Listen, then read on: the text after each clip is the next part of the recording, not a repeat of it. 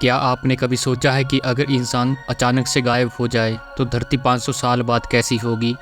आज इस वीडियो में हम जानेंगे कि इंसानों के बिना धरती का भविष्य कैसा हो सकता है। लगभग 4.5 अरब साल पहले गैस और धूल के बादल से धरती का जन्म हुआ। धीरे धीरे धरती पर जीवन की शुरुआत हुई और कई प्राकृतिक घटनाओं और बदलावों के बाद जीवन ने विकसित होना शुरू किया। लाखों सालों बाद मानव का आगमन हुआ।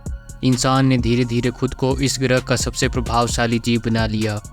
आज हमारी दुनिया में लगभग 8 अरब लोग बसे हुए हैं।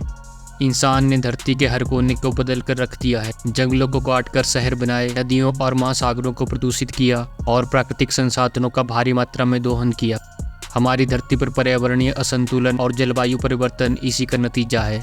इंसान ने खेती, उद्योग और तकनीकी विकास के माध्यम से धरती पर अपनी छाप छोड़ी है। हमने जंगलों को काटा, जीव जंतुओं की कई प्रजातियों को विलुप्त होने की कगार पर पहुंचाया और अपने स्वार्थ के कारण धरती के कई हिस्सों को नुकसान पहुंचाया। आज प्लास्टिक प्रदूषण, ग्लोबल वार्मिंग और ग्रीन हाउस गैसों का उत्सर्जन धरती को खतरे में डाल रहे हैं। लेकिन क्या होगा अगर आज से ठीक अभी इंसान गायब हो जाए तो धरती की स्थिति क्या होगी? पहले कुछ सालों में इंसानों के द्वारा बनाए गए सभी बिजली संयंत्र बंद हो जाएंगे, शहरों की रोशनी बुझ जाएगी और धीरे धीरे मानव निर्मित ढांचों का क्षय शुरू हो जाएगा। 10 साल बाद प्रकृति शहरों पर कब्जा करना शुरू कर देगी, जंगल फैलने लगेंगे और जानवर उन जगहों पर लौट आएंगे जहां कभी इंसान का दबदबा था। 100 साल बाद धरती पर इंसानों के अधिकांश निशान मिटने लगेंगे। पहले शहरों की इमारतें जो कभी विशाल और मजबूत हुआ करती थी, अब धीरे धीरे कमजोर पड़ने लगेंगी। कंक्रीट की दीवारें, गगनचुंबी इमारतें और स्टील के पुल बिना रखरखाव के ध्वस्त होने लगेंगे। कभी जो शहर इंसानी गतिविधियों से गुलजार रहते थे, अब वो खंडहरों में बदल जाएंगे। जंगली जानवरों की कई प्रजातियां जो इंसानों के कारण या तो विलुप्त हो चुकी थी या विलुप्त होने की कगार पर थी, अब धीरे धीरे वापस आने लगेंगी। हाथी, बाघ, भेड़िए और अन्य बड़े शिकारी जानवर अब निर्भय होकर उन इलाकों में घूमने लगेंगे जहाँ कभी इंसान का डेरा था। इंसानों द्वारा लगाए गए कई विदेशी पौधे और फसलें भी धीरे धीरे समाप्त हो जाएंगी और उनकी जगह स्थानीय वनस्पतियां वापस आ जाएंगी। जंगल का विस्तार होगा और जैव विविधता का स्तर फिर से सुधरने लगेगा। 200 साल बाद समुद्री जीवन में भी बड़ा परिवर्तन आएगा। समुद्रों में जो कचरा, प्लास्टिक और रसायन इंसानों ने छोड़े थे, उनका अधिकांश हिस्सा नष्ट हो चुका होगा। समुद्री जीव जिन पर इंसानी गतिविधियों का असर पड़ा था, अब स्वच्छ महासागरों में तेजी से पनपने लगेंगे। 300 साल बाद धरती पूरी तरह से अपने प्राकृतिक संतुलन में लौट आएगी। तापमान जो कभी ग्लोबल वार्मिंग के कारण बढ़ रहा था, अब सामान्य स्तर पर लौटेगा। इंसानी गतिविधियों से निकली ग्रीन हाउस गैसों का असर लगभग समाप्त हो जाएगा।